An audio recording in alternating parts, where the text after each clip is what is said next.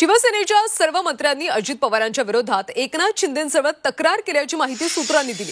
अजित पवार आमची विकास कामं थांबवत असल्याची तक्रार शिवसेनेच्या मंत्र्यांनी शिंदेंकडे केली आणि याच पार्श्वभूमीवर सामाजिक न्याय मंत्री संजय शिरसाट यांनी एक वक्तव्य केले। शिंदेंसोबतच्या बैठकीत आमदारांनी आपल्या तक्रारी सांगितल्याचं शिरसाट म्हणाले। तर यावरूनच विरोधी पक्षनेते अंबादास दानवेंनी शिवसेनेच्या नेत्यांना टोला लगावला।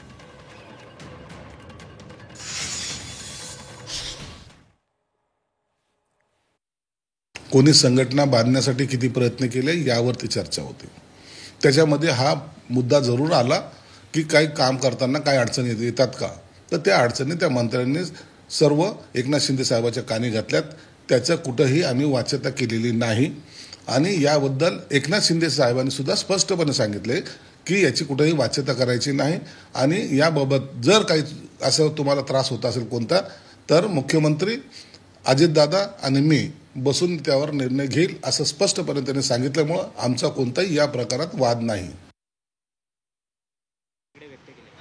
आता मांडीवर बसा म्हणा अजितदादाच्या भुजबळांच्या, कारण ज्यावेळेस उद्धवजींना सोडून गेले होते त्यावेळेस काय काय तुम्ही सांगितलं होतं की अजितदादा निधी देत नाही म्हणून जातो। आता अजितदादा तुम्हाला निधी देत नाही असं तुमचीच बोंब आहे।